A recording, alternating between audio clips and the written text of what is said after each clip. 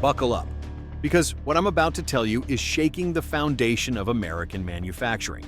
John Deere, the legendary green and yellow brand that has fueled American farming for more than 185 years, is making a move that is sparking outrage, panic, and political firestorms.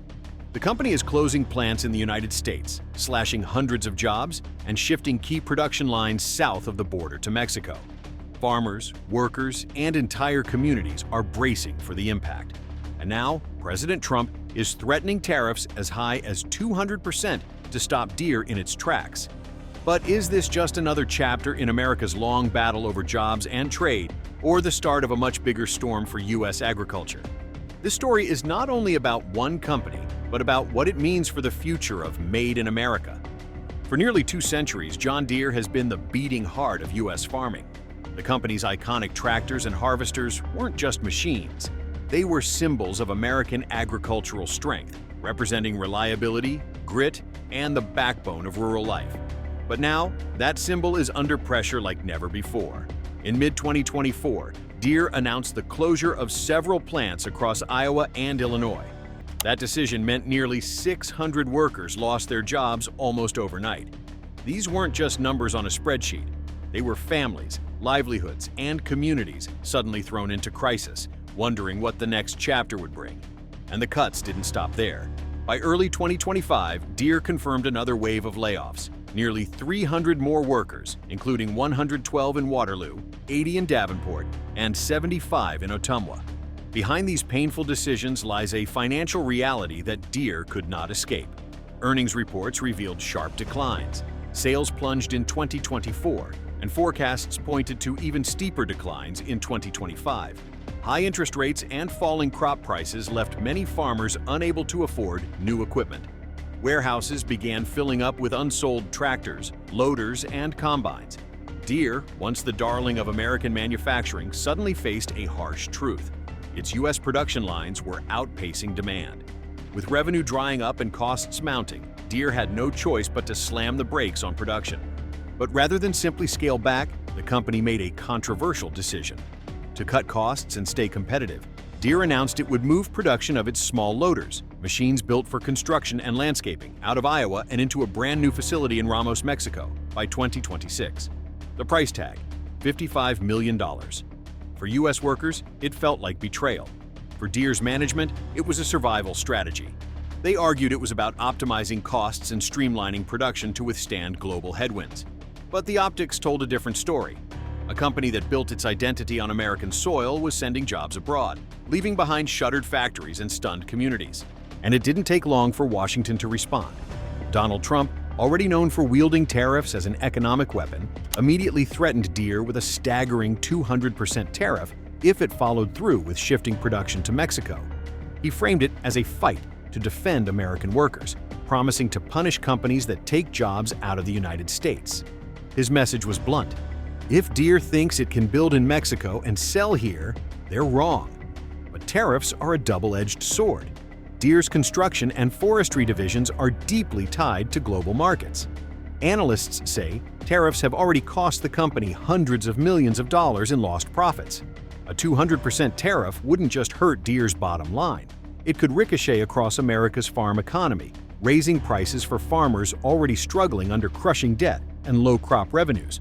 According to industry estimates, tariffs have drained around $100 million from Deere's earnings in a single quarter, with projections pointing to a possible $500 million hit in 2025 if trade tensions keep escalating. For Deere's leadership, that represents an existential crisis. To protect itself, the company has been quietly exploring tariff relief through trade agreements and considering new ways to adjust its global footprint. But for farmers, Deere's most loyal customers, this likely means higher prices. Analysts warn that by 2026, equipment costs could rise between 2 and 4% just to offset tariffs and supply chain shocks.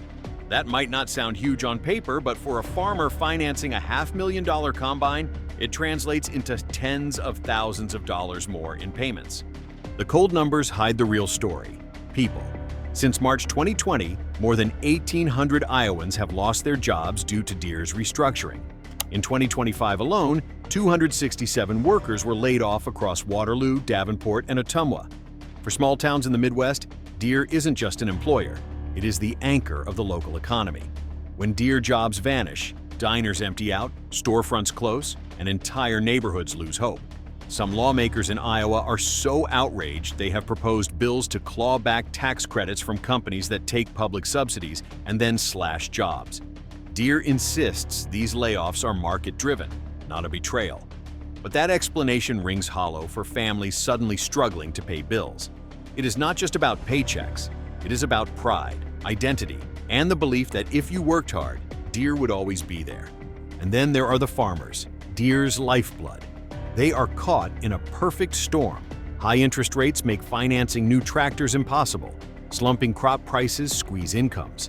Retaliatory tariffs are shrinking export markets for soybeans, corn, and wheat.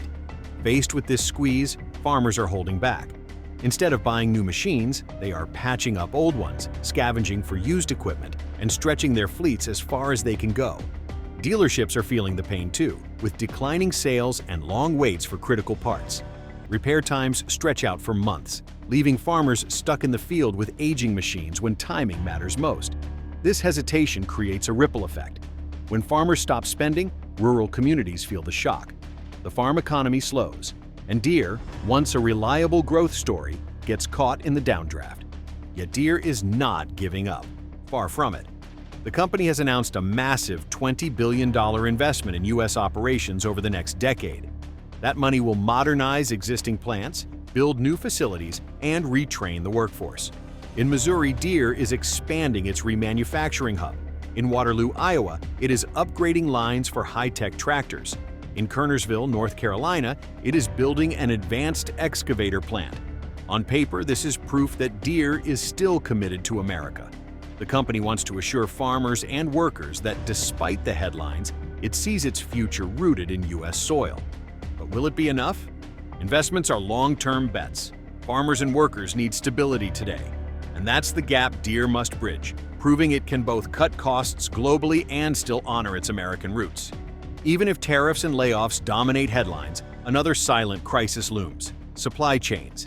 Deere has been fighting shortages of semiconductors and rising steel costs for years. In some cases, production timelines have stretched by months.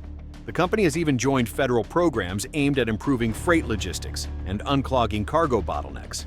But bottlenecks persist. Farmers waiting on machines cannot always afford the delays, especially when planting and harvest seasons wait for no one. Every late delivery risks Deere's reputation. And in farming, trust is everything. So where does that leave us? John Deere is an American legend facing one of the toughest chapters in its history. Layoffs and plant closures tell a story of financial pain. Production shifts to Mexico reveal the brutal pressures of global competition. Trump's tariff threats show how deeply politics and economics are now intertwined. At the same time, Deere's $20 billion pledge to U.S. factories is a signal of hope. It is proof that this company, even while making hard choices, is still betting on America's future. But the road ahead will be bumpy. For workers, farmers, and communities tied to the green and yellow badge, this is a moment of reckoning. Can Deere adapt and thrive in a volatile world, or will the heart of American farming slip further away from its roots? Now it is your turn to think about what comes next. Will Deere's massive U.S. investment be enough to restore trust and protect American jobs? Or are these layoffs and moves to Mexico a sign of deeper trouble ahead? The story of John Deere is no longer just about tractors and combines.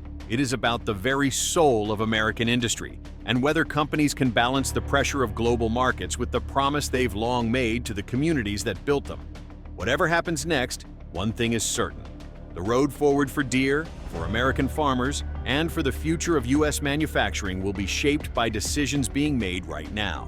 And it will take more than money, more than promises, and more than politics to prove that American-made machines can keep rolling strong for generations to come.